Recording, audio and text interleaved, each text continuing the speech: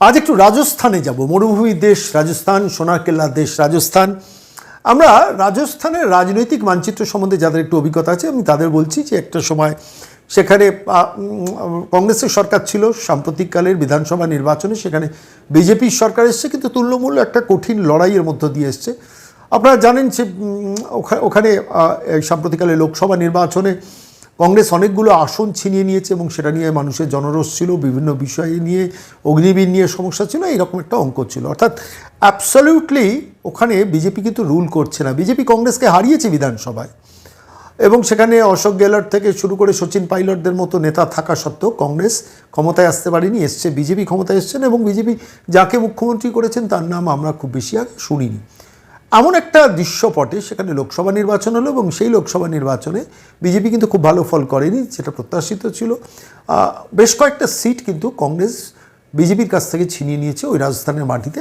বিভিন্ন ব্যাপারে anti incumbency একটা ভোট রাজস্থানের মাটিতে হয়েছে। সেই রাজস্থানের মাটিতে আমি আজকে কেন এলাম, আমি আজকে একটা ঘটনা বলি। মানে আমি ভাবছিলাম এই পশ্চিমবঙ্গের শিক্ষা ব্যবস্থাটা একটু ভাবুন তো। এন্টায়ার এডুকেশন ডিপার্টমেন্টটা জেলে। ব্রাত্য বসু তিনি শিক্ষামন্ত্রী আছেন না নাট্যমন্ত্রী আছেন আমরা কেউ জানি না। অধিকাংশ স্কুলে শিক্ষক নেই। 4 লক্ষ মাধ্যমিক পরীক্ষার্থী ফর্ম ফিল আপ করেও শেষ পর্যন্ত তারা পরীক্ষা দিতে যাননি। উচ্চ মাধ্যমিকের সংখ্যাটা 2000 8000-এর ওপর স্কুল প্রায় বন্ধ হয়ে গেছে। এইরকম একটা পরিস্থিতিতে দাঁড়িয়ে আমাদের কাছে যা খবর প্রায় 2,73,000-এর ওপর শিক্ষকের পদ এই বাংলায় ভ্যাকেন্ট রয়েছে। কন্ট্রাকচুয়াল শিক্ষকদের দিয়ে স্কুল চলছে এবং বহু স্কুলে পার্মানেন্ট সাবজেক্টের উপর, মানে একদম মেন সাবজেক্টের উপর টিচার পর্যন্ত নেই। এই রাজ্যে চলছে। সেই রাজ্যে দাঁড়িয়ে আমরা আলোচনা করছি কার সম্বন্ধে? রাজস্থান। সেই রাজস্থানের শিক্ষামন্ত্রীর নাম কি জানেন? মদন দিলওয়ার। এই ভদ্রলোক খুব ডাইনামিক, ডাকাবুকো মানুষ, একদম একটার পর একটা স্টেপ নিয়ে যাচ্ছেন। কী ধরনের স্টেপ নিচ্ছেন? ধরুন সম্প্রতি তিনি একটা অর্ডার জারি করেছেন রাজস্থান সরকারের তরফ থেকে, যে মানে শিক্ষা মন্ত্রকের তরফ থেকে, যে কোনো শিক্ষক স্কুলে মোবাইল ফোন নিয়ে যেতে পারবেন না। আমি একটু শুনে একটু চমকে গিয়েছিলাম যে আচ্ছা, স্কুলের টিচাররা তো একটা বড় সংখ্যার ভোটার, তারা তো খেপে যাবেন এই ধরনের একটা অ্যাডামেন্ট ডিসিশন নিলে। কেন যে কোনো মানুষ তো একটা স্কুলে যখন একজন টিচার যান, হয়তো 1 ঘন্টা ট্রাভেল করে তিনি যান। এবার এই সময়টা তার হাতে ফোন থাকছে না। স্কুলে যাওয়ার পর নয় ল্যান্ডলাইন থাকছে, ওখানে কেউ বাড়ির লোক প্রয়োজন হলো ফোন করলো। তারপর স্কুল থেকে যখন বাড়ি ফিরছেন, এমার্জেন্সি বাড়ি থেকে কোনো দরকার হলো বা পরিচিতজন দরকার হলো, তারা খবর দিতে পারলেন না। এই ডিসিশনটা নেওয়া কি রাজস্থান সরকারের পক্ষে খুব ভালো হলো? এটা আমার মনকে ভাবিয়েছে বলে আমি প্রশ্নটা করলাম। কিন্তু একটা সরকার, আমি একটু অন্য দিক থেকে ভাবছিলাম, একটা সরকার যখন এই ধরনের একটা দৃঢ় সিদ্ধান্ত নিতে পারে তখন তার পেছনে লুকিয়ে থাকে একটা কনফিডেন্স। এর মধ্যে তো অঙ্ক, ভোটের অঙ্ক থাকে। এই রাজ্যে হলে তো ভোটের অঙ্ক থাকতো। রাজস্থান সরকার কি ভোটের অঙ্ক ভাবেনি? বিধানসভা নির্বাচনে কংগ্রেসকে হারিয়েছে তুল্যমূল্য লড়াইয়ে।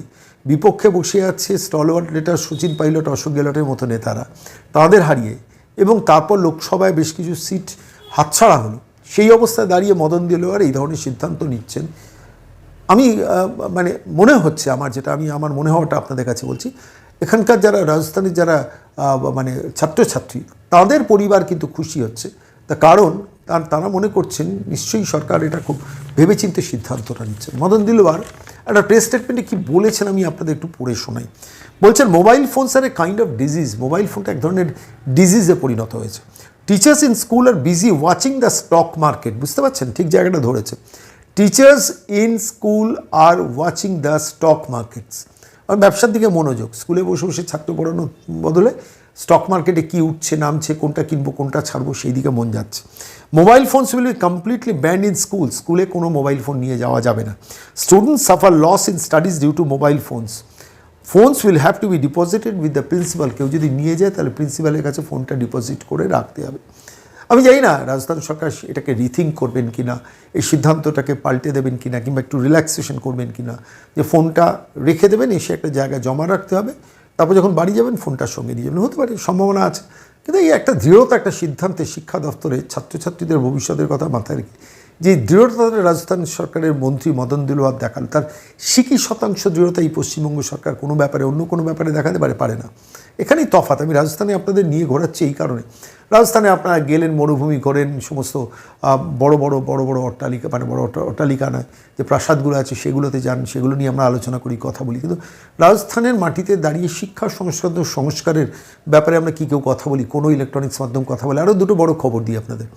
শিক্ষকরা যদি স্কুলের মধ্যে নামাজ পড়েন কিংবা পুজো টুজো করেন তাহলে তাদের ক্ষেত্রে, যেটা রাজস্থান সরকার মানে শিক্ষামন্ত্রী মদন দিলওয়ার ঘোষণা করে দিয়েছেন, তাদের অনুমতি নিতে হবে একদম পরিষ্কারভাবে প্রিন্সিপালের কাছে। আপনি যে কোনো ধর্মের মানুষ হতে পারেন, আপনি পুজো করতে পারেন, আপনি নামাজও পড়তে পারেন, কিন্তু সেটার জন্য প্রায়ার পারমিশন প্রিন্সিপালে নিতে হবে। এইটি হচ্ছে অ্যাডমিনিস্ট্রেশন। এটা রাজস্থানের মদন দিলওয়ার কিন্তু করে দেখিয়েছে।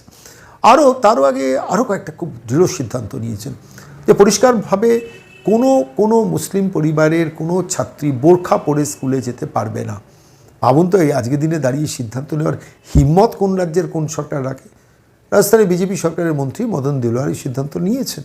নিশ্চিতভাবে তিনি ওপরতলার সম্মতি নিয়ে নিয়েছেন যে বোরখা পরে না, স্কুল ড্রেস পরে যেতে হবে, স্কুলের ইউনিফর্ম, স্কুল যখন হবে স্কুলে ইউনিফর্ম পরে যেতে হবে, ওখানে বোরখা টোরখা চলবে না। শুধু তাই নয়, তার থেকেও বড় সিদ্ধান্ত আরেকটা নিয়েছেন যে গেলে সেখানে সূর্য প্রণাম করতে হবে, এবং যে প্রেয়ার মানে যেখানে আমি বলছি সকাল স্কুল শুরু হয় যে প্রার্থনা সঙ্গীত, সেখানে সূর্যকে প্রণাম করে তাদের দিন শুরু করতে হবে। তো এই জাতীয় বহু সিদ্ধান্ত কিন্তু রাজস্থানের শিক্ষা দপ্তর নিয়েছে। আমি আপনাদের কাছে আজকে এটা নিয়ে এলাম এই কারণে, কিছু শেখার আছে, সব কিছুর থেকেই শেখার আছে। কিন্তু এই রাজ্যের মুখ্যমন্ত্রী তো অন্য রাজ্য থেকে কিছু শেখে না, সবটাই নিজের খারাপটা প্রেজেন্ট করেন এবং সেটাকে জাস্টিফাই করেন। আমি বলছি শিক্ষক সমাজ যে কোনো সমাজের পক্ষে একটা বড় বড় বড় অংশ। সেই সমাজকে চটানোর ক্ষমতা কে রাখেন? রাজস্থান সরকার যেটা করেছেন, সেই সমাজকে তো চটিয়ে দিবেন। মানে আমি যদি শিক্ষক হই, আমার যাওয়া আসার পর যদি 1 ঘন্টা 2 ঘন্টা লাগে, সেই সময় আমার ফোন থাকবে না সঙ্গে, ফলে তো আমি খেপে যেতে পারি সরকারের উপর। তার সত্ত্বেও সরকার সিদ্ধান্ত নিচ্ছে। অর্থাৎ বৃহত্তর সমাজের কথা চিন্তা করতে হচ্ছে ভোটের অঙ্ককে দূরে সরিয়ে রেখে।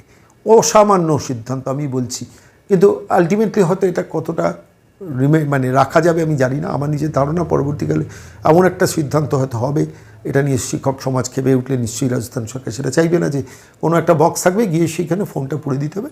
টিফিন টাইমে আপনি ফোনটা চেক করতে পারেন কোনো এমার্জেন্সি ফোন এসছে কিনা, কিংবা বেরোবার সময় আপনি তো ফোন তো নিয়েই যাবেন। ফলত এই জাতীয় একটা সিদ্ধান্ত একটা সরকার তখনই নিতে পারে যখন একটা দূরকে দেখার দৃষ্টি থাকে। অর্থাৎ নিউ জেনারেশনকে তৈরি করার জন্য শিক্ষক সমাজকে ডিসিপ্লিনড হওয়ার যে মেসেজ মদন দিলওয়ার রাজস্থানের মন্ত্রী দিয়েছেন, 19 আপনাদের অন্তত আজকের দিনে দাঁড়িয়ে বোরখা না পরে স্কুলে যাবেন কে করতে পারে বলতো? কোন সরকার এই সিদ্ধান্ত নিতে পারে? করে তো দেখালো রাজস্থানের সরকার। তাদের রাজনৈতিক অনেক সংকট আসতে পারে এর জন্য, কিন্তু তার সত্ত্বেও সিদ্ধান্তটা নিয়েছেন। 19 মদন দিলওয়ার, আপনাকে চিনি না, আপনার সঙ্গে খুব কোনোদিনই আমার পরিচয় হয়নি, হয়তো হবেও না, কিন্তু দূর থেকে 19 রাজস্থান সরকার।